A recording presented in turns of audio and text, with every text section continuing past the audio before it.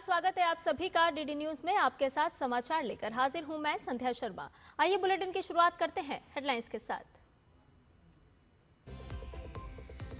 विकसित भारत जी राम जी कानून में 4 प्राथमिक क्षेत्रों पर फोकस। नए कानून से किसानों और मजदूरों को पहुंचेगा लाभ। नए कानून से बढ़ेगी पारदर्शिता और सामाजिक सुरक्षा।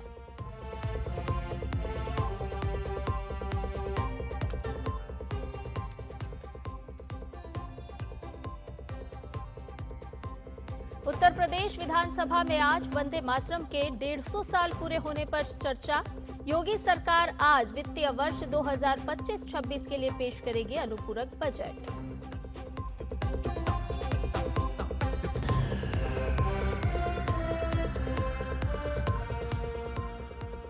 बांग्लादेश में हिंदुओं पर लेकर हो रहे अत्याचार के खिलाफ कोलकाता स्थित बांग्लादेश डिप्टी हाई कमीशन के सामने विरोध प्रदर्शन। आज देश में और कई जगहों पर हुए प्रदर्शन।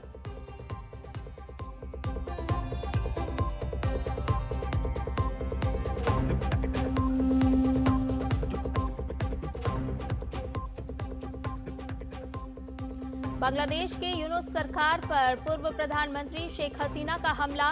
भारत के खिलाफ शत्रुतापूर्ण बयान देने और देश में धार्मिक अल्पसंख्यकों की सुरक्षा करने में विफल रहने का लगाया आरोप।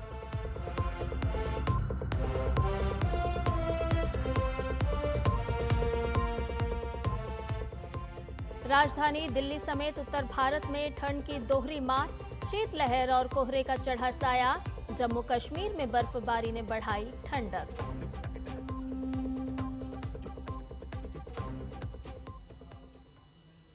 और अब सभी खबरें विस्तार के साथ। राष्ट्रपति द्रौपदी मुर्मू ने विकसित भारत रोजगार और आजीविका मिशन ग्रामीण विकसित भारत जी राम जी बिल 2025 को मंजूरी दे दी है। संसद ने इसे शीतकालीन सत्र के दौरान पास किया था। ये एक्ट ग्रामीण परिवारों के लिए हर वित्तीय वर्ष में वैधानिक मजदूरी रोजगार गारंटी को 125 दिनों तक बढ़ाता है।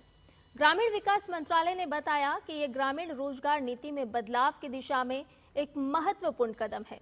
मंत्रालय ने आगे ये भी बताया है कि ये कानून सशक्तिकरण, समावेशी विकास, विकास पहलों के तालमेल और सभी जरूरतमंद लोगों को लाभ देने को बढ़ावा देता है।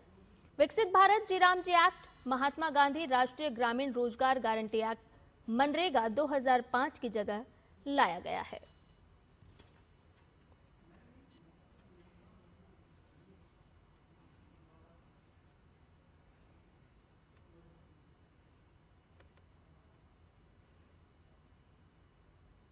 तो विकसित भारत जी राम जी को कानूनी रूप दे दिया गया है। राष्ट्रपति द्रौपदी मुर्मू ने हस्ताक्षर कर दिए हैं। किस तरह से ग्रामीणों को इससे विकास होगा वो साफ तौर पर नजर आ रहा है। जी हां, विकसित भारत 2047 के जिस लक्ष्य को लेकर भारत लगातार आगे बढ़ रहा है, ऐसे में ये कानून एक मील का पत्थर साबित होता हुआ साफ तौर पर नजर आ रहा है। ग्रामीण रोजगार का नया मॉडल विकसित भारत जी राम जी कानून किस तरह से ये खेती के बुआई और कटाई के मौसम में इसमें खास तौर पर ख्याल रखा गया है। ग्राफिक के जरिए आपको बता रहे हैं कि कैसे ये कानून ग्रामीणों के लिए और श्रमिकों के लिए लाभकारी साबित होता हुआ जल्द ही नजर आने वाला है। जी हां, मजदूरी के भुगतान की अगर हम बात करें तो हर सप्ताह या अधिकतम 15 दिन इसके लिए अनिवार्य किए गए हैं। इसके साथ साथ देर होने पर मुआवजा भी देना होगा, यानी कि किस तरह से पलायन को रोकने की पहल इस कानून के माध्यम से की गई है, साफ तौर पर यह कानून दर्शा रहा है। विकसित ग्राम पंचायत योजनाओं के तहत काम किया जाएगा। एक छोटी छोटी पंचायतें जब पूरी तरह से विकसित होंगी तो निश्चित तौर पर जिस विकसित राष्ट्र के संकल्प के साथ भारत है वो संकल्प पूरा होता हुआ नजर आएगा। ग्रामीण रोजगार और विकास व्यवस्थाओं में निर्णायक सुधार इस कानून के माध्यम से होते हुए नजर आएंगे। विकसित भारत 2047 जो राष्ट्र का लक्ष्य है वो भी साफ तौर पर पूरा होता हुआ नजर आएगा। इतना ही नहीं, आपको हम ये भी बता देते हैं कि ये कानून किसानों को कैसे लाभ पहुंचाता हुआ नजर आएगा। तो किसानों के लाभ की अगर हम बात करें तो किसानों को इसके माध्यम से श्रमिकों की उपलब्धता मिलेगी। इसके साथ साथ बेहतर कृषि सुविधाओं का भी लाभ मिलता हुआ साफ तौर पर नजर आएगा। ग्राफिक के जरिए विस्तार से हम आपको बता रहे हैं विकसित भारत जी राम जी कानून की क्या कुछ इसके माध्यम से लाभ मिलता हुआ नजर आएगा कृषकों को और पूरे भारत को, क्योंकि जब पंचायतें सुदृढ़ होंगी तो निश्चित तौर पर उसका लाभ आपको और हमको भी मिलेगा। राज्य 60 दिनों की अवधि तय कर सकते हैं। इसके दौरान बुआई और कटाई के समय रोका जा सकेगा काम, लेकिन उसके दौरान भी आपको पारिश्रमिक मिलता रहेगा। कृषि कार्यों के लिए श्रमिकों की कमी नहीं होगी। इस कानून में खास तौर पर इस बात का ख्याल रखा गया, प्रावधान किया गया कि किसी भी तरह से किसानों की या श्रमिकों की कोई कमी नहीं हो। खेती की लागत नियंत्रित होगी और आप जानते हैं कि अगर खेती यानी कि जहां से उत्पादन होता है, प्रोडक्टिविटी होती है, अगर वहां पर उत्पादन क्षमता घटेगी तो आपको और हमको भी, हमारी भी जेब जो है वो सुलभ रहेगी, ज़्यादा भारी नहीं पड़ेगी। महंगाई पर सीधे सीधे इसको लगाम लगाने का काम होगा। सिंचाई की बात की जाए, भूजल और बहुफसली क्षमता की अगर बात की जाए तो इनमें भी इस कानून के माध्यम से सुधार होता हुआ साफ तौर पर नजर आएगा। राज्यों की बात करें तो 60 दिनों की अवधि राज्य तय कर सकते हैं। इसके अलावा आपको ये भी बताएं कि फसलों की सुरक्षा भी ये कानून बढ़ाएगा, यानी कि किस तरह से कृषकों के लिए, मजदूरों के लिए और आम जनता के लिए ये विकसित भारत जी राम जी कानून जो अब लागू हो चुका है वो मददगार साबित होता हुआ नजर आएगा। इतना ही नहीं, मजदूरों के लिए भी बेहद लाभदायक है।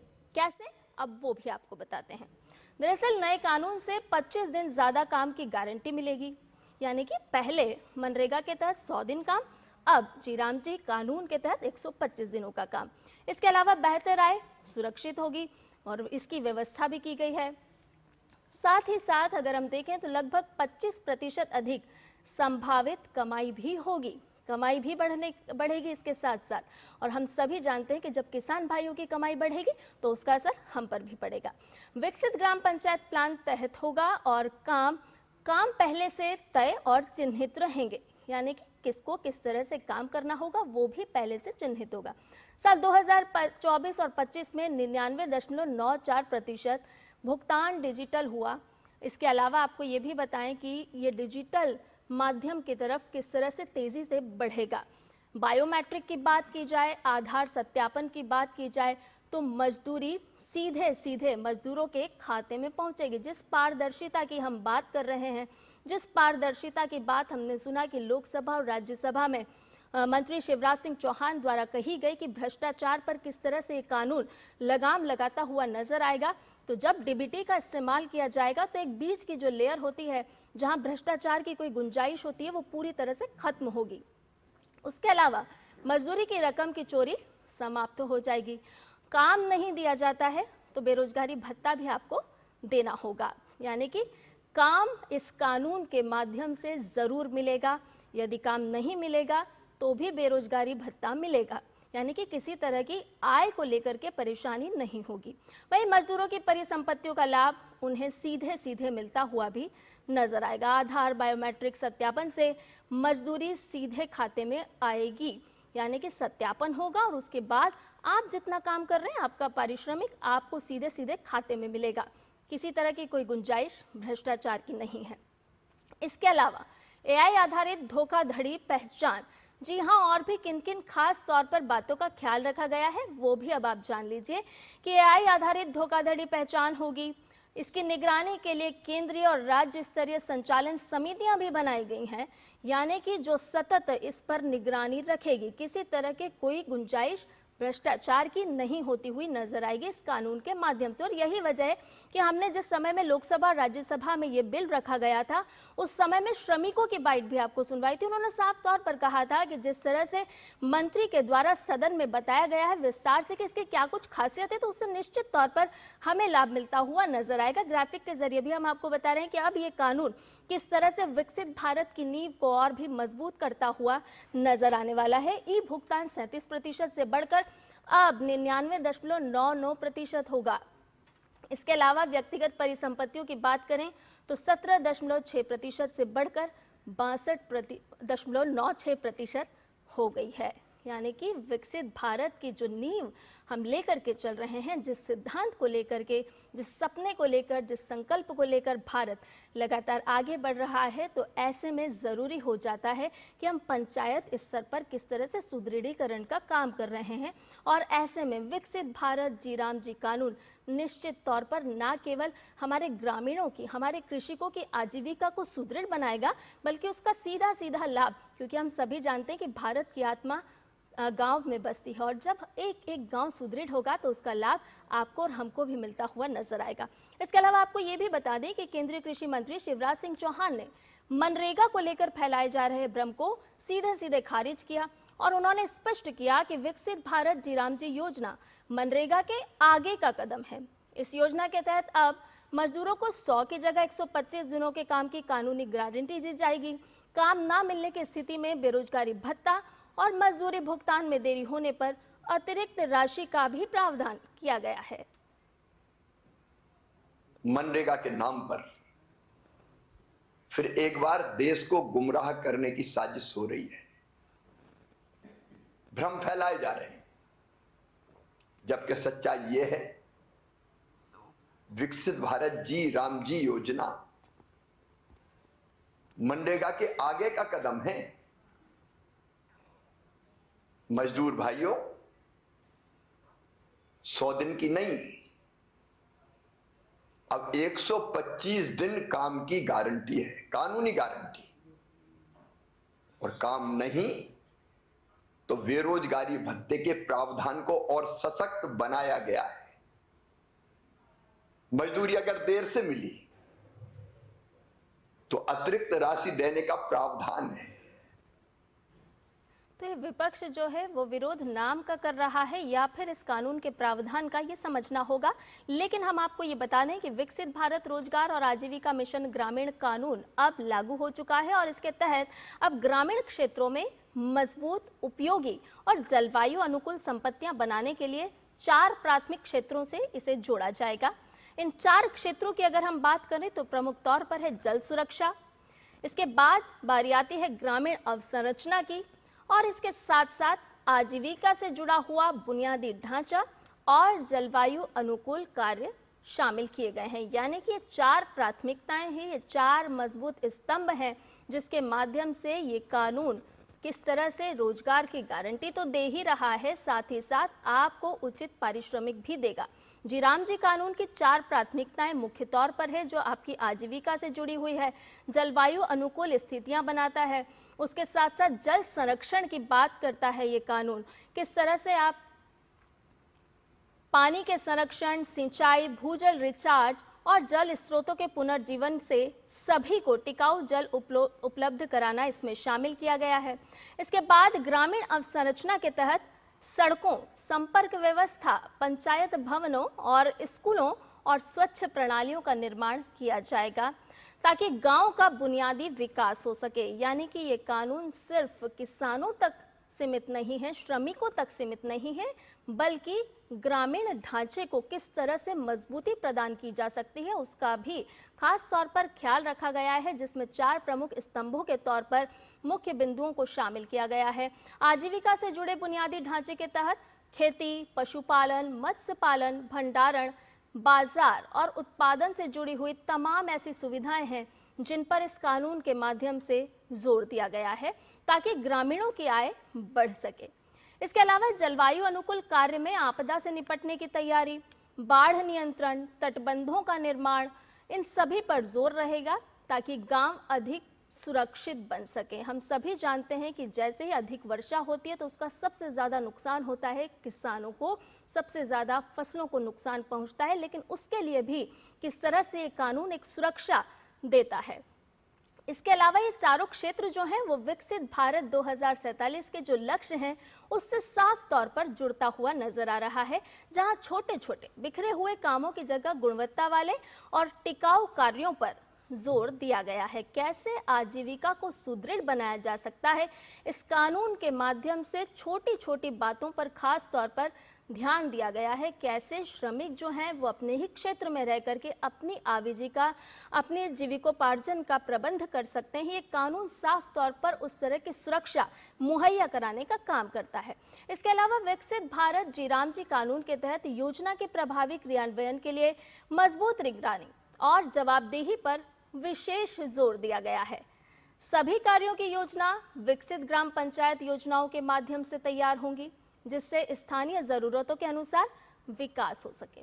इतना ही नहीं, प्रशासनिक व्यवस्था को सशक्त बनाने के लिए भी प्रशासनिक खर्च की सीमा 6% से बढ़ाकर अब 9% कर दी गई है। इससे बेहतर स्टाफिंग, प्रशिक्षण और तकनीकी क्षमता विकसित होगी। इस कानून में केंद्र राज्य साझेदारी मॉडल की अगर हम बात करें तो उसका रेशो है 60 और 40 का। इसे अपनाया गया है, यानी कि राज्यों की भी जिम्मेदारी तय की गई है, जिससे संसाधनों का संतुलित उपयोग हो सकेगा और योजनाओं का कार्यान्वयन अधिक प्रभावी होगा, पारदर्शी होगा और साथ ही साथ जवाबदेही भी बनेगी। राज्यों की तो जवाबदेह भी होगा। तो विकसित भारत जी राम जी विधेयक जो कि अब कानून बन चुका है, राष्ट्रपति द्रौपदी मुर्मू ने इस विधेयक पर हस्ताक्षर कर दिए हैं और तमाम इसकी खासियत हमने आपको बताई कि किस तरह से ये कानून अब बनने के बाद, लागू होने के बाद किस तरह से खेती को, किसानों को, श्रमिकों को सीधे सीधे तौर पर लाभ दिलाता हुआ नजर आएगा। हमने सुना कि केंद्रीय मंत्री शिवराज सिंह चौहान ने भी साफ तौर पर चरण दर चरण इसकी प्राथमिकताएं बताई, साथ ही साथ बताया कि केंद्र सरकार किस तरह से, किस विजन को लेकर के लगातार आगे बढ़ रही है। और ऐसे में अगर हम विकसित भारत जी राम जी कानून की बात करें तो विकसित भारत 2047 के जिस लक्ष्य को लेकर हम आगे बढ़ रहे हैं, ऐसे में ये कानून एक मील का पत्थर साबित होता हुआ नजर आएगा। रुक करते अगली खबर का आपको बता दें कि भाजपा प्रवक्ता CR केशवन ने पीएम मोदी द्वारा शुरू किया गया एक वास्तव में परिवर्तनकारी और समय अनुकूल सुधार है, जो स्पष्ट रूप से गरीब और आदिवासियों और वंचित वर्गों के पक्ष में है और उन्हें लाभ पहुंचाता है। This new bill increases the statutory employment guarantee from 100 to 125 days. Not only that, it assures faster payment of wages and thereby ensuring stable, reliable income for the disadvantaged sections, and very crucially, it provides for an unemployment allowance. This is very, very important, and it paves way for true cooperative federalism because all the projects and works will emanate from the Gram Panchayat and block level. और हमारे संवाददाता शैलेंद्र मिश्र से और भी बात कर लेते हैं इस पूरी ही खबर पर। हमने लगातार आपको बताया कि किस तरह से ये पूरा कानून किसानों के हित में है, और अपडेट लेते हैं हमारे सहयोगी संवाददाता से। शैलेंद्र, अभी अपने दर्शकों को हमने ग्राफिक के जरिए बहुत सारी मूलभूत बातें समझाई कि किस तरह से अब विकसित भारत जो कानून है जी राम जी, वो किस तरह से ग्रामीणों के लिए, श्रमिकों के लिए और आपके और हमारे लिए भी फायदेमंद साबित होता हुआ नजर आएगा। लेकिन जिस तरह से प्रतिक्रियाएं सामने आ रही हैं, तो श्रमिक भी मान रहे हैं कि निश्चित तौर पर जल्द ही अब उन्हें लाभ मिलता हुआ नजर आएगा और सरकार का जो ये प्रयास है वो उनकी जो ग्रामीण व्यवस्था है, अर्थव्यवस्था है, उसको और भी सुदृढ़ करती हुई नजर आएगी।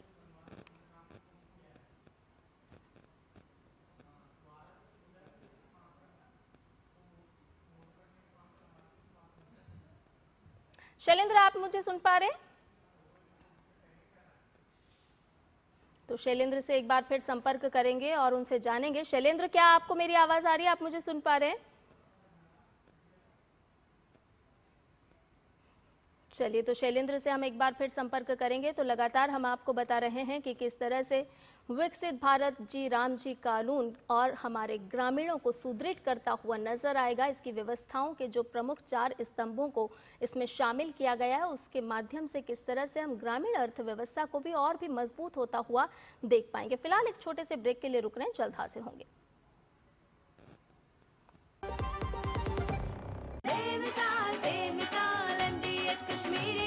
लाल रंग इसका अपार, तीखा कम है फिर भी स्वाद। बेमिसाल बेमिसाल MDH कश्मीरी, और कम डाल पर असली डाल। MDH कश्मीरी लाल मिर्च पाउडर। बेमिसाल बेमिसाल MDH कश्मीरी, MDH। चिंतामणि, क्यों इतनी चिंता करते हो? क्या खरपतवार से परेशान हो? पेश है स्टील MH210 प्लावोमीटर। खरपतवार पे करो वार, सुनहरी फसल होगी हर बार। तू मेरे घर के रानी, ये मेरे खेतों का राजा। स्टील उपकरण लाए परिवर्तन। ये आवाज है देश के उन कारीगरों की जिनके हाथ बनाते हैं हमारा जीवन आसान। पीएम विश्वकर्मा योजना के आने से मिल रही है हर विश्वकर्मा को एक नई उमंग, एक नई पहचान। मैं चाहता हूं विश्वकर्मा समाज, इन पारंपरिक कार्यों में लगे लोग केवल कारीगर बनकर न रह जाए, बल्कि मैं चाहता हूं वे कारीगर से ज्यादा वो उद्यमी बने, व्यवसायी बने।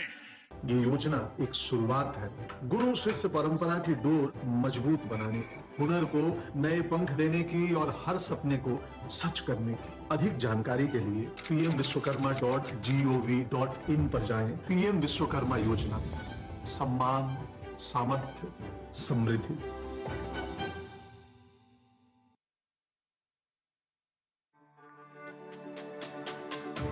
मेरी पसंद, मेरी पसंद, मेरी पसंद, मेरी पसंद, हमारी पसंद। हम सबकी पसंद। मजबूत देश का मजबूत सरिया हो गया स्टील। चिंतामणि, क्यों इतनी चिंता करते हो? क्या खरपतवार से परेशान हो? पेश है स्टील MH210 प्लावोमीटर। खरपतवार पे करो वार, सुनहरी फसल होगी हर बार। तू मेरे घर के रानी, ये मेरे खेतों का राजा। स्टील उपकरण लाए परिवर्तन।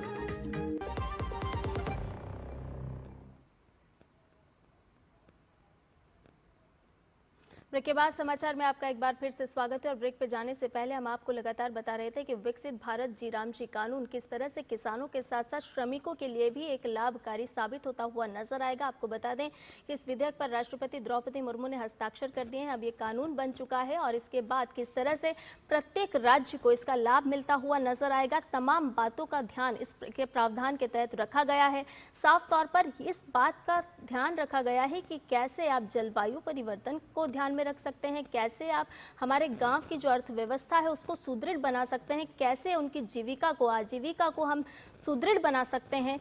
ये जो विकसित भारत जी राम जी कानून है साफ तौर पर इन तमाम बातों पर जोर देता है। लगातार हमने आपको ये सुनवाया भी कि केंद्रीय मंत्री शिवराज सिंह चौहान ने साफ तौर पर अपने वक्तव्य में भी कहा कि ये एक समय की मांग है, नाम बदलने में कुछ नहीं रखा है शैलेंद्र, लेकिन इसके प्रावधान को समझना होगा। भारत की आत्मा गाँव में बसती है और ग्रामीण किसान या श्रमिक जब मजबूत होंगे तो निश्चित तौर पर उसका एक सकारात्मक लाभ आपको और हमको भी मिलता हुआ नजर आएगा। विकसित भारत के चरण में जिस तरह से हम आगे बढ़ रहे हैं तो पूरे भारत को इसका लाभ मिलता हुआ नजर आएगा कानून के माध्यम से। कंधा, देखिए हमें यह समझना होगा कि इस नए कानून की जरूरत क्यों पड़ी। अभी पश्चिम बंगाल का एक मामला बहुत सुर्खियों में था कि वहां मनरेगा के फंड को रोका गया, वहां यूटिलाइजेशन सर्टिफिकेट नहीं दिया गया राज्य सरकार की तरफ से, और ये पाया गया सोशल ऑडिट में कि जिन श्रमिकों के नाम भुगतान की बात कही जा रही है वो श्रमिक मौजूद ही नहीं है। तमाम ऐसे काम जिनको मनरेगा के तहत कहा जा रहा है कि वो काम हुए हैं, वास्तव में वो काम हुए ही नहीं। बहुत सारे ऐसे काम जहां मशीन लगाकर काम करा दिया गया लेकिन वहां मजदूर दिखाए गए, ये एक बड़ी समस्या रही है।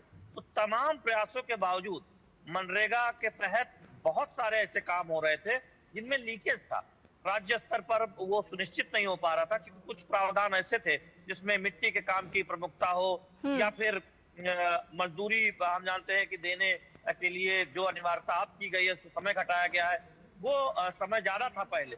तो ये जरूरत महसूस की गई कि अगर स्थायी परिसंपत्तियां बनानी है ग्रामीण इलाकों में तो एक नए कानून की जरूरत है।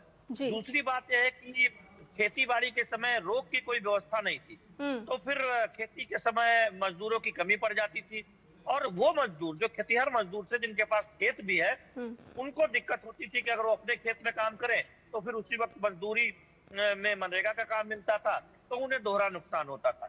तो इन सब प्रावधानों को देखते हुए ये नया बिल आया और अब कानून बन चुका है। इसमें पहली बात तो हम सब जानते हैं 125 दिन है 100 दिन की जगह पर। दूसरी बात है कि मॉनिटरिंग सिस्टम बेहतर होगा और कृषि के समय 60 दिन तक राज तय कर सकेंगे कि कामकाज ना हो। तो जो छोटे किसान हैं, तो जो मजदूर भी हैं, किसान भी हैं, वो अपने खेतों में काम कर सकते हैं और बड़े किसानों को ये फायदा होगा कि उन्हें कृषि मजदूरों की दिक्कत नहीं होगी। तीसरी बात यह है कि जब राज्यों को जिम्मेदारी ज्यादा होगी, यानी उनका हिस्सा भी बढ़ाया गया है, तो वो इम्प्लीमेंटेशन पर और ज्यादा ध्यान देंगे। केंद्र की कुल राशि नहीं घटाई गई है, उसमें तो और बढ़ोतरी हुई है, लेकिन 60-40 के रेशियो में हम देखेंगे कि राज्य भी अपने ग्राम में ज्यादा पैसा देंगे। पहाड़ी राज्यों के लिए, उत्तर पूर्व राज्यों के लिए ये 90 और 10 का फार्मूला रखा गया है। लेकिन आप कहीं भी चले जाइए, स्थानीय स्तर पर मनरेगा के क्रियान्वयन में आपको दर्जनों शिकायत मिल जाएगी कि पैसे सीधे पहुंच तो जरूर अब खातों में रहे, लेकिन उसमें भी ये शिकायत आती है कि उसे कोई ना कोई दूसरा व्यक्ति ले लेता है दबाव डालकर, या ये शिकायत अब आती है कि जिन मिट्टी के काम को पहले किया गया था उसी पर काम दिखा दिया गया, स्थायी पर संपत्ति नहीं बन रही, ये शिकायत आती है। तो इन सब को दूर करने के लिए ये नया कानून लाया गया है। इसमें ज्यादा राशि अब गाँव में पहुंचेगी, ग्राम सभा तय करेगी, मॉनिटरिंग सिस्टम बेहतर होगा। बायोमेट्रिक तो पहले ही आ गया था, सीधे खातों में पैसे पहले ही आ गया था। और अब एक जो नई चीज जोड़ी गई, क्योंकि अब 2 दशक हो गए, देखिए ग्रामीण इलाकों में खाद्यान्न के भंडार बने, सहकारिता क्रांति की ओर हम आगे बढ़ रहे हैं, वो सब काम भी सम्मिलित किए गए। क्योंकि गांव-गांव में अन्न के भंडार बने, गोदाम बने, या फिर जानवरों के शेड बने, इस तरह के तमाम काम इसमें शामिल किए गए हैं, जिससे ग्रामीण लोगों को बहुत सहूलियत होने वाली है। इसीलिए विकसित भारत में विकसित गांव की संकल्पना की गई है जी। और ये क्यों नया कानून लाया गया, ये भी समझने की जरूरत है। जी, निश्चित तौर पर एक तरह से समय की मांग भी है शैलेंद्र। जिस तरह से ग्रामीण अवसंरचना का ख्याल रखा गया है, जिस तरह से जल संरक्षण का ख्याल रखा गया है, हम सभी जानते हैं कि यदि खेतों में पैदावार बेहतर हो जाएगी, लेकिन अगर रोड कनेक्टिविटी नहीं होगी तो आखिर किसान अपना माल कहां बेचेगा। उसका भी खास तौर पर ख्याल रखा गया है कि आधारभूत अवसंरचना जो हो वो इस तरह से मजबूत हो कि वो खेतों से अपनी जो फसल है उसको गंतव्य तक पहुंचा सके और आसानी के साथ पहुंचा सके। यानी कि जो कल्पना की गई है इस कानून के माध्यम से कि कैसे ग्रामीण और कैसे शहरी दोनों के बीच में कनेक्टिविटी का मॉडल पेश किया जाए, वो खास तौर पर दर्शा रहा है कि कैसे ये विकसित भारत में आगे की नींव पेश करेगा। देखिए, आपको समझना होगा कि मनरेगा में तालाब खोदने का प्रावधान था, लेकिन हम अक्सर देखते थे वो कच्चे तालाब होते थे, वो फिर उपयोगी उतने नहीं हो पाते थे। अब अमृत सरोवर की योजना जो सरकार लेकर आई है, 67,000 ऐसे अमृत सरोवर बनाए जा रहे हैं, उसमें मनरेगा के जरिए काम हो सकेगा। सिर्फ कच्चा काम ही नहीं, जो पक्के काम है, स्थायी काम है, जो वर्षों तक टिकाऊ रहेंगे, वो काम भी मनरेगा के जरिए होंगे। तो ग्रामीण इलाकों की जो दुश्वारियां हैं वो कम होगी। अगर हम सड़कें बनाते हैं तो सिर्फ किसी निधि से सड़क बने या ग्राम निधि से सड़क बने या फिर ब्लॉक के पैसे से या कोई अन्य योजना से, उसमें आप अगर ग्राम सभा नए कानून के जरिए भी कोई योगदान करेगी तो ज्यादा एक तरह से गांव का विकास होगा। अगर कोई शेड बनाना है, अगर कोई पक्का भवन बनाना है, तो उसमें भी अब इस नए कानून से बेहतर हम फायदा उठा पाएंगे। तीसरी बात यह है कि प्रशासनिक खर्च 6 की जगह पे 9 कर दिया गया है, तो उससे क्या होगा कि मजदूरी के लिए ज्यादा पैसा बचेगा, यानी ज्यादा श्रमिक हम रख पाएंगे। और ये जो श्रमिकों की जगह पर मशीनों से काम कराने की जो एक चुपके चोरी कई जगहों पर होता था, ये बात ऑडिट में सामने आई, उस पर लगाम लगेगी। तो ये विन विन सिचुएशन है ग्रामीण इलाकों के लिए, श्रमिकों के लिए। और स्थायी परिसंपत्ति का जब निर्माण होता है तो जीवन स्तर गांव के लोगों का ही बेहतर होगा, उसी श्रमिक का बेहतर होगा, उसी किसान का बेहतर होगा जो गांव में रहता है। तो बहुत सोच समझकर 2 दशक का जो अनुभव रहा मनरेगा का, उसको देखते हुए, उसकी कमियों को दूर करते हुए ये बिल लाया गया जो अब कानून की शक्ल ले चुका है। इसमें मनरेगा से जो फायदा हुआ उसको आगे बढ़ाने की बात है और जो मनरेगा की कमियां हैं उनको दूर करने की बात है। तो फिर इसमें ये समझना चाहिए लोगों को कि बहुत क्रांतिकारी बदलाव जी राम जी कानून के जरिए किया गया। जी शैलेंद्र, इसके साथ साथ भ्रष्टाचार की हम बात करते हैं। किस तरह से एक कानून पारदर्शिता लाता है, किस तरह से ये एक सामाजिक सुरक्षा को बढ़ा रहा है और कैसे राज्यों की जिम्मेवारी भी तय कर रहा है कि राज्यों को भी ये निश्चित करना होगा कि उसके क्षेत्र में आने वाले जितने भी किसान हैं, जितने भी श्रमिक हैं, उनके लिए भी उनको खास तौर पर ख्याल रखना होगा, उनको व्यवस्थाएं मुहैया करानी होगी। संध्या, देखिए मनरेगा में लीकेज ना हो, इसके लिए इस योजना के लागू होने के बाद से ही प्रयास शुरू हो गए थे, लेकिन बहुत सफलता नहीं मिली थी 2009 और 14 आते आते, क्योंकि सीधे खाते में पैसा भेजा जाए, ये जब मोदी सरकार ने शुरू किया तो काफी हद तक जो श्रमिकों का हिस्सा है वो उनके खाते में मिलने लगा। वहां भी कुछ दिक्कतें आई हैं, लेकिन वो सीमित स्तर पर है। दूसरी चुनौती ये थी कि मिट्टी के काम जब ज्यादा करने पड़ते थे तो मिट्टी के काम खोजना, और शिकायतें हैं कि एक ही काम को कई बार हर 2, 3, 4 साल पे दिखा देना, क्योंकि मिट्टी बह जाती है, उसका कोई रिकॉर्ड नहीं होता। मिट्टी की सड़क बह सकती है पानी से, आपदा से, या फिर कोई तालाब आप काटते हैं 3 साल बाद आप उसको फिर से काम कर सकते हैं, तो किसी स्थायी पर संपत्ति का निर्माण नहीं हो रहा था। तो ये सब बदलाव इस नए कानून में किए गए हैं, ग्रामीण इलाकों में जो बुनियादी ढांचा है वो बेहतर दिखे, उसमें इस योजना का योगदान हो, श्रमिकों को मजदूरी ज्यादा मिले, श्रमिकों को जल्दी पैसा मिले, श्रमिकों को खेती के समय अपने खेत में काम करने में छूट हो, कृषि के काम करने की छूट हो, और उसके बाद तो मनरेगा में तो जो अब नया कानून उसमें तो मजदूरी मिलेगा ही, काम मिलेगा ही। तो ये पूरा एक विचार करके इस कानून को लाया गया है, जिससे ग्रामीण अर्थव्यवस्था को बहुत बड़ा फायदा होने वाला है। निश्चित तौर पर ग्रामीण अर्थव्यवस्था को फायदा मिलेगा, और ये भी एक बात से जो पलायन की बात शैलेंद्र साफ तौर पर दर्शाई जा रही थी, सामने आ रही थी, वो भी कहीं ना कहीं रुकेगा, क्योंकि जब श्रमिकों को अपने ही क्षेत्र में काम मिलेगा तो जरूरत नहीं होगी कि वो आसपास कहीं और क्षेत्र की ओर रुख करेंगे, कहीं और जाएंगे। और इसके साथ साथ एक जिस हम ग्रामीण लेवल पर, जिस पंचायत लेवल पर, जिस ब्लॉक लेवल को सुदृढ़ बनाने की बात करते हैं, तो ये कानून जो है वो निश्चित तौर पर मजबूती के साथ सभी को सुरक्षा प्रदान करता हुआ नजर आएगा।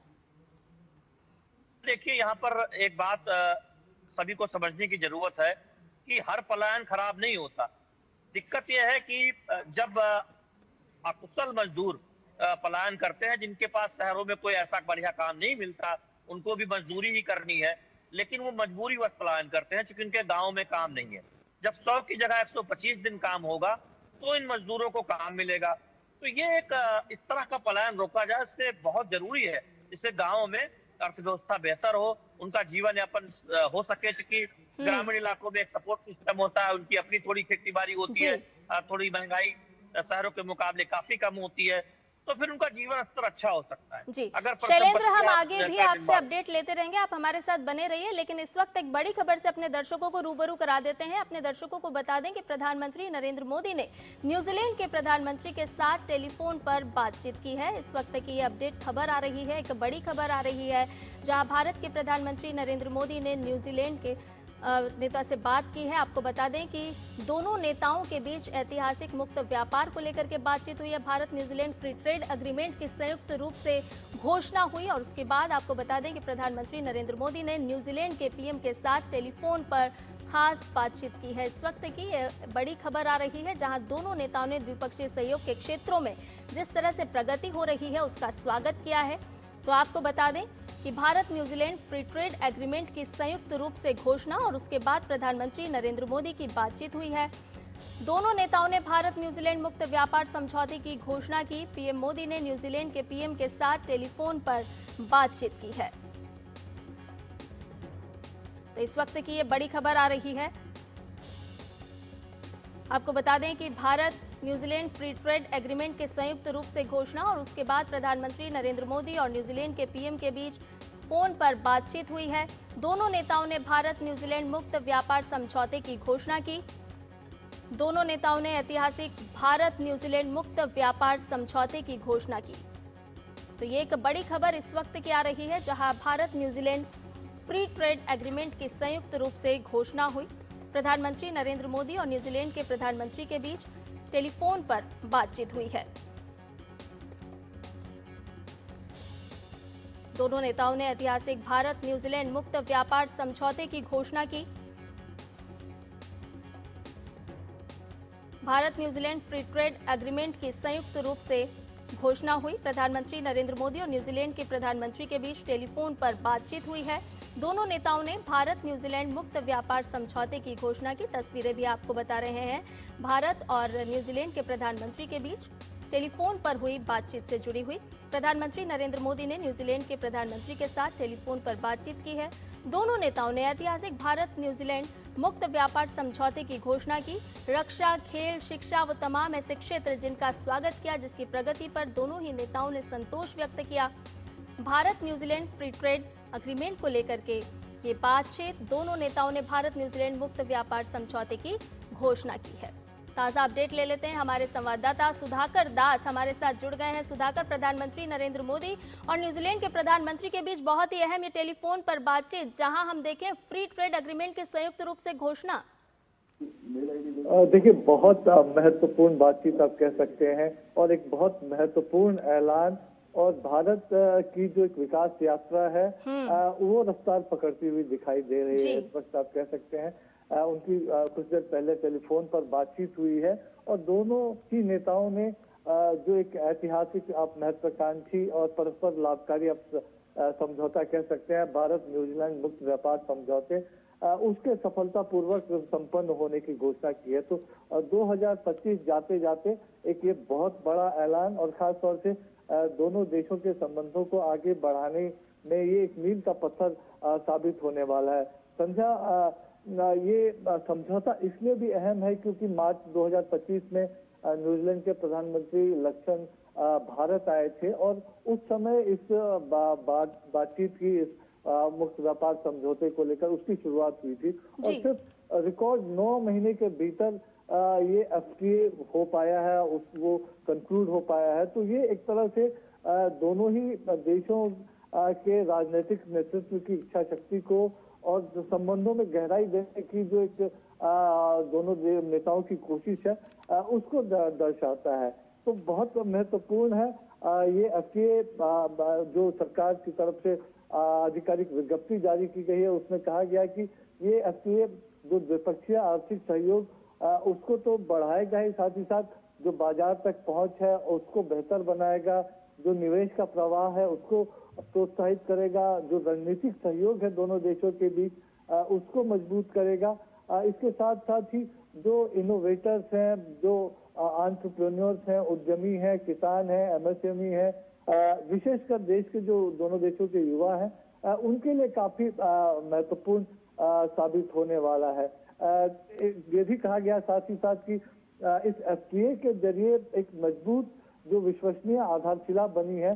तो दोनों नेताओं ने अगले 5 वर्षों में जो आपसी व्यापार है भारत और न्यूजीलैंड का, उसको दोगुना करने की एक तरह से लक्ष्य रखा है। तो साथ ही साथ अगले 15 वर्षों में न्यूजीलैंड से भारत में 20 अरब जो अमेरिकी डॉलर है उसको, उसके निवेश को लेकर विश्वास व्यक्त किया है। तो बहुत बड़ा ऐलान आप कह सकते हैं इस वक्त, खास तौर से जो भारत और न्यूजीलैंड के बीच फ्री ट्रेड एग्रीमेंट को कंक्लूड होने की जो घोषणा हुई है। सुधाकर, रक्षा की बात हो, शिक्षा की बात हो, खेल क्षेत्र की बात हो, इसके अलावा और वो कौन कौन से क्षेत्र हैं जो दोनों ही देशों की प्रगति के साथ और भी मजबूती प्रदान करते हुए नजर आएंगे अब भविष्य में? देखिए, निश्चित तौर पर देखिए, इससे पहले मैं आपको ये भी जानकारी देना चाहूंगा संध्या कि बीते कुछ वर्षों में ये 7वां जो फ्री ट्रेड एग्रीमेंट है, जो मुक्त व्यापार समझौता है, जिसका ऐलान भारत की तरफ से किया गया है, भारत ने किया है। अभी हाल ही में हम जानते हैं कि पिछले हफ्ते ही PM मोदी ओमान की यात्रा पर गए थे। ओमान के साथ एक फ्री ट्रेड ऐतिहासिक मुक्त व्यापार समझौता हुआ था। उससे पहले UK के साथ, फिर जो EFTA कंट्रीज के साथ, संयुक्त अरब अमीरात के साथ, ऑस्ट्रेलिया के साथ, मॉरिशस के साथ हमारा मुक्त व्यापार समझौता हो चुका है। मेक्सिको के साथ बातचीत जारी है, कुछ अन्य देशों के साथ इस तरह के समझौतों पर लगातार बातचीत चल रही है। तो एक 7वां समझौता इसको भारत की तरफ से कंक्लूड किया गया है और जो तमाम क्षेत्र हैं, आप एक तरह से व्यापार, जब आपसी व्यापार बढ़ता है तो हम जानते हैं कि हर क्षेत्र में, चाहे आपसी संपर्क की बात हो, जो छोटे उद्योगों को बढ़ावा देने की बात हो, इनोवेशन की बात हो, स्टार्टअप की बात हो, किसानों की बात हो, हर क्षेत्र में एक तरह से खेती किसानी की बात हो, प्रगति की उम्मीद जगती है। आज जो बातचीत हुई है उसमें दोनों नेताओं ने इस व्यापार समझौते के कंक्लूजन का ऐलान किया। तो साथ ही साथ खेल, शिक्षा, जो पीपल टू पीपल टाइज है, द्विपक्षीय और भी सहयोग के जो अन्य आयाम है, उसमें जो प्रगति हुई है उसका भी स्वागत किया है। तो एक सशक्त भारत न्यूजीलैंड साझेदारी को लेकर अपनी प्रतिबद्धता भी जताई है। संध्या जी, बहुत शुक्रिया सुधाकर तमाम अपडेट हमसे और हमारे दर्शकों से साझा करने के लिए। तो जब हम वसुधैव कुटुंबकम की बात करते हैं तो पूरे विश्व के जो तमाम देश हैं वो किस तरह से साथ मिलकर के आगे बढ़ सकते हैं, उसके तमाम उदाहरण हम आपको लगातार दर्शाते हैं। प्रधानमंत्री नरेंद्र मोदी और न्यूजीलैंड के प्रधानमंत्री के बीच टेलीफोन पर बातचीत हुई है और तमाम अपडेट साझा कर रहे थे हमारे सहयोगी संवाददाता। बुलेटिन में फिलहाल एक छोटे से ब्रेक के लिए रुक रहे हैं, जल्द हाजिर होंगे। चिंतामणि, क्यों इतनी चिंता करते हो? क्या खरपतवार से परेशान हो? पेश है स्टील MH210 प्लामोमीटर। खरपतवार पे करो वार, सुनहरी फसल होगी हर बार। तू मेरे घर के रानी, ये मेरे खेतों का राजा। स्टील उपकरण लाए परिवर्तन। अदरक की हुई कुटाई, चाय की पतीली चढ़ाई, ऐसी बनी चाय। सिर्फ अदरक से चाय का स्वाद नहीं आएगा। नहीं आएगा बेटा, चाय का असली टेस्ट MDHD+ से ही आएगा। लौंग, हरी इलायची से भरपूर MDH 3+ मसाला। मसाले सच सच MDH। जब धरती चीर कर निकलता है लोहे का पत्थर और मिलता है मोंगिया के जोश से, फिर तपता है, पिघलता है और बनता है फौलाद। अब होता है सरिया सारी खूबियों के साथ। मोंगिया स्टील, मजबूत देश का मजबूत सरिया।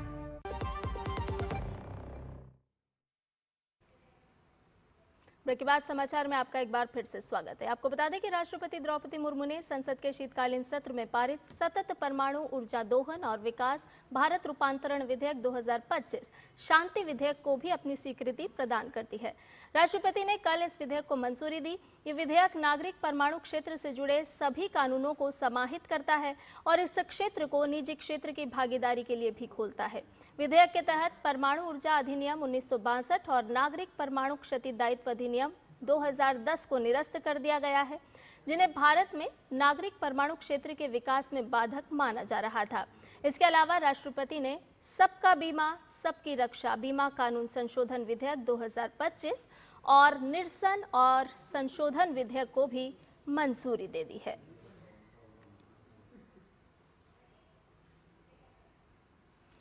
आखिर शांति विधेयक की जरूरत क्यों पड़ी, ये भी ग्राफिक के जरिए जान लीजिए। आपको बताते हैं कि क्लीन एनर्जी की जब हम बात करते हैं तो क्लीन एनर्जी भविष्य की सुरक्षा और जिम्मेदारी का निर्माण करती है।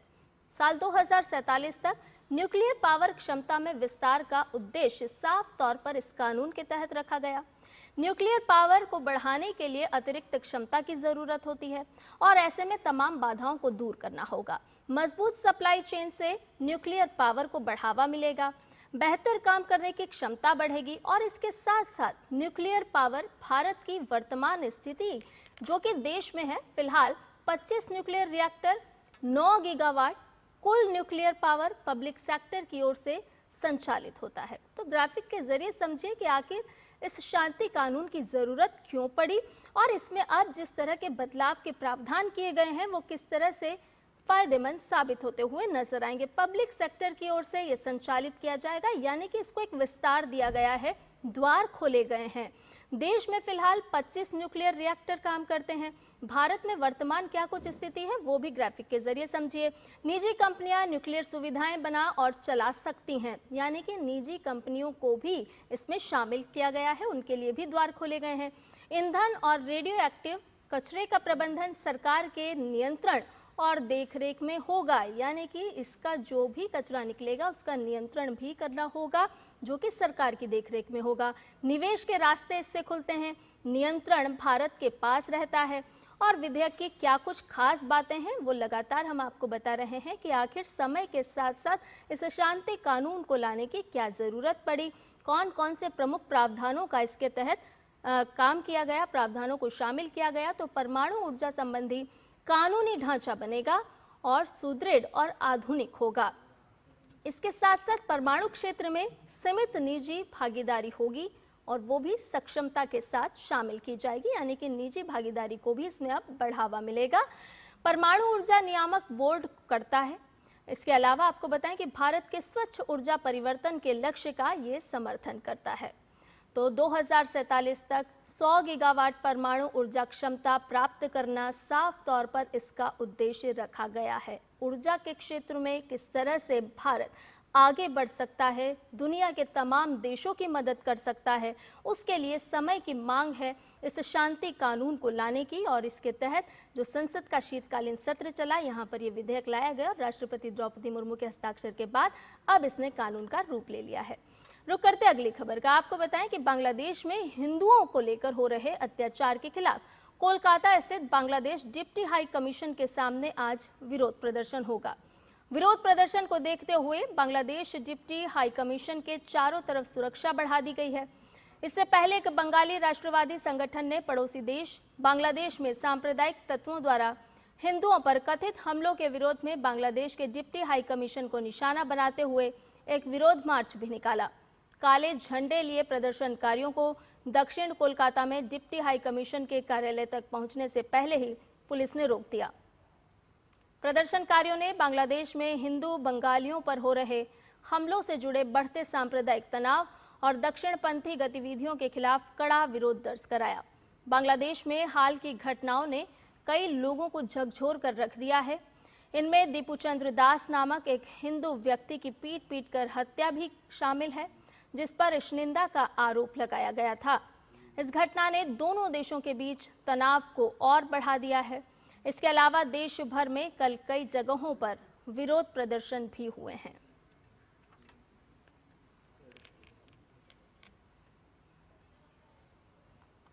तो बांग्लादेश में हाल की जो घटनाएं हुई है उसकी आंच अब पश्चिम बंगाल में भी नजर आने लगी है। किस तरह से विरोध प्रदर्शन हो रहा है, क्योंकि अल्पसंख्यकों पर बांग्लादेश में जिस तरह से अत्याचार किए जा रहे हैं उसको लेकर के विरोध प्रदर्शन देखने को मिल रहा है। पश्चिम बंगाल में भी हम देखें तो तमाम जनता बाहर निकली है, विरोध प्रदर्शन किया जा रहा है, क्योंकि बांग्लादेश की तस्वीरें लगातार जिस तरह की सामने आ रही है वो निश्चित तौर पर चिंता को भी बढ़ा रही है। और लॉ एंड ऑर्डर की स्थिति किस तरह से बांग्लादेश में सामने है वो हम सभी देख पा रहे हैं। किस तरह से यूनुस सरकार विफल होती हुई नजर आ रही है। बांग्लादेश में हिंसा की बढ़ती घटनाएं, जिनमें एक हिंदू व्यक्ति की पीट कर हत्या शामिल की गई, भारत के लिए गहरी चिंता का कारण हो गई है। ये चिंता इसलिए भी बढ़ जाती है क्योंकि हाल के दिनों में कट्टरपंथी समूहों ने बांग्लादेश में स्थित भारतीय मिशनों को धमकियां दी हैं। बांग्लादेश की पूर्व प्रधानमंत्री शेख हसीना का मानना है कि भारत और बांग्लादेश के बीच तनावपूर्ण संबंध पूरी तरह से मोहम्मद यूनुस के नेतृत्व वाली अंतरिम सरकार की वजह से ही पैदा हुए हैं। पूर्व प्रधानमंत्री ने यूनुस सरकार पर भारत के खिलाफ शत्रुतापूर्ण बयान देने, देश में धार्मिक अल्पसंख्यकों की सुरक्षा करने में विफल रहने के आरोप लगाए हैं। वहीं भारत बांग्लादेश के बीच डिप्लोमेटिक तनाव पर बात करते हैं। दरअसल यूनुस की वजह से देशों में किस तरह से तनाव बढ़ रहा है वो भी देखिए। जो तनाव आप देख पा रहे हैं वो पूरी तरह से यूनुस की वजह से ही हो रहा है। यूनुस की वजह से देशों में तनाव फैल रहा है, ये बात सामने आ रही है। यूनुस सरकार भारत के खिलाफ दुश्मनी वाले बयान देती है और उसकी वजह से इस तरह की तस्वीरें सामने आती है।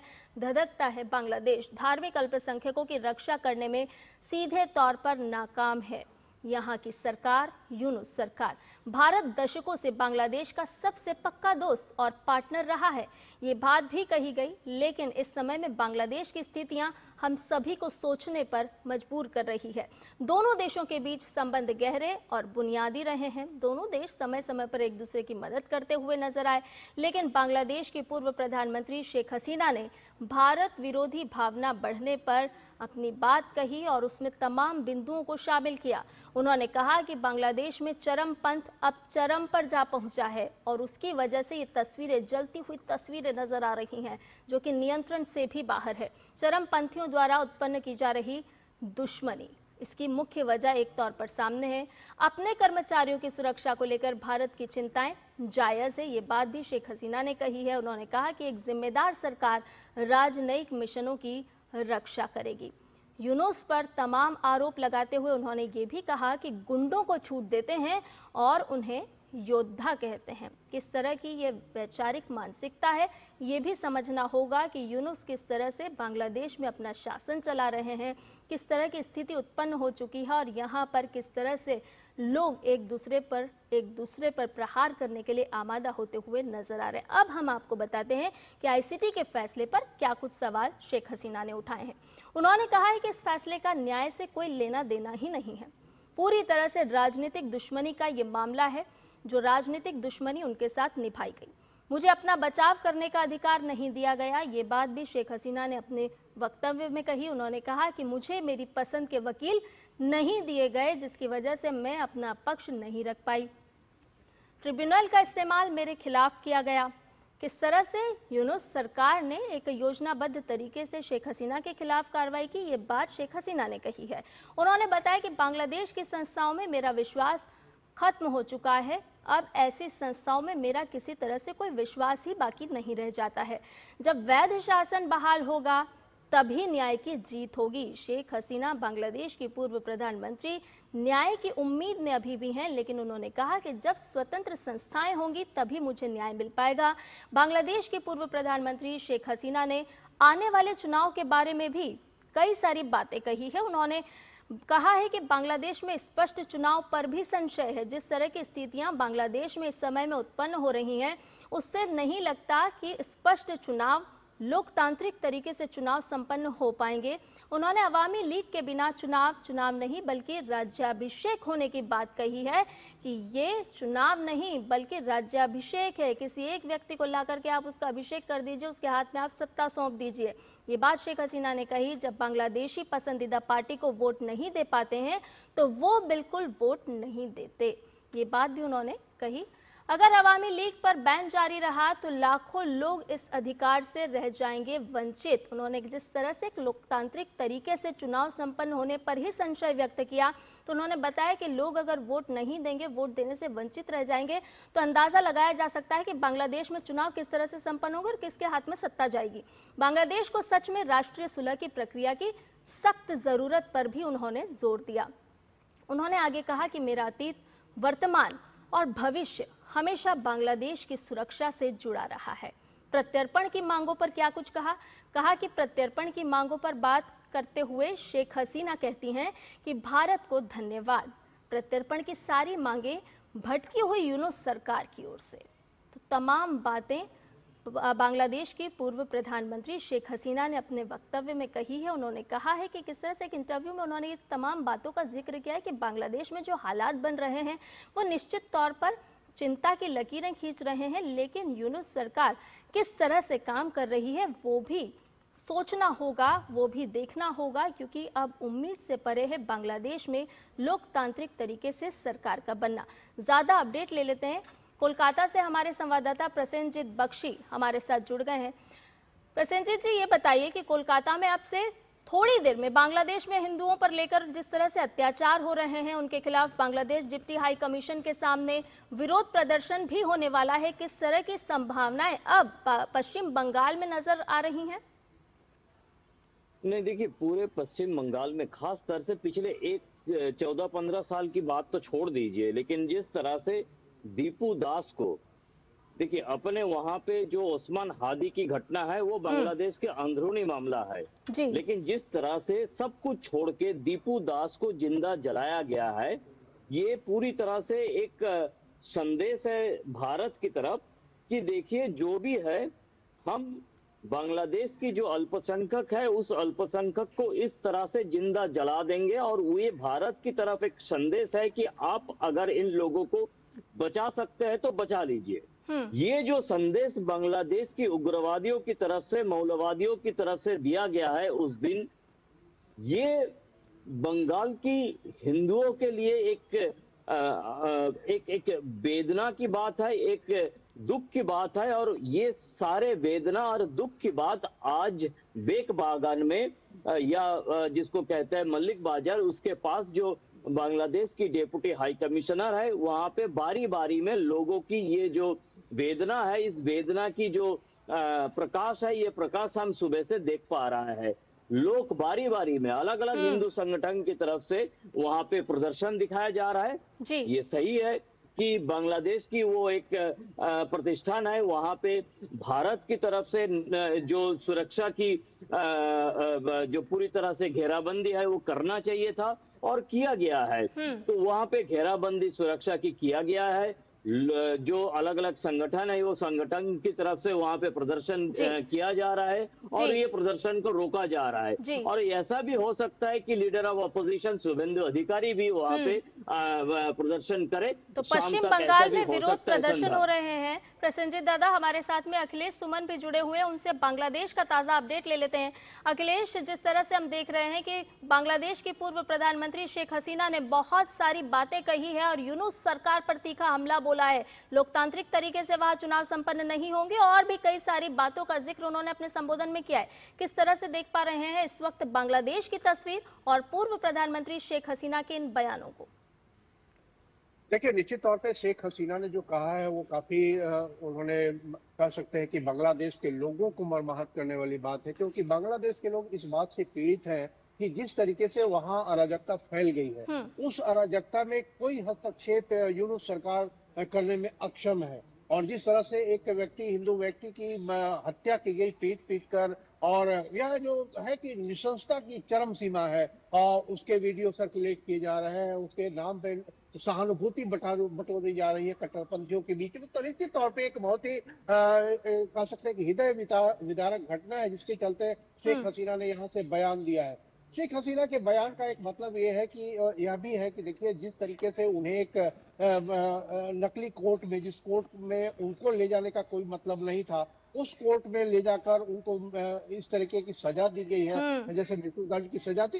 ये जो सजा है वो निश्चित तौर पे अवामी लीग के लिए भी काफी चुनौतीपूर्ण है। और जिस तरीके से अवामी लीग को भी अगले चुनाव के लिए प्रतिबंधित कर दिया गया है, यह भी एक कह सकते हैं कि बहुत ही गैर लोकतांत्रिक बात है कि बांग्लादेश की कह सकते हैं कि दो जो सबसे महत्वपूर्ण पार्टियां हैं, अखिलेश और शेख हसीना की जिस तरह से एक तीखी प्रतिक्रिया सामने आई है और जिस तरह से हम देख भी रहे हैं कि बांग्लादेश से जो तस्वीरें निकल करके सामने आ रही है वो कहीं ना कहीं यूनुस सरकार की विफलता भी दर्शा रही है। बहुत बहुत शुक्रिया अखिलेश तमाम जानकारी हमसे साझा करने के लिए।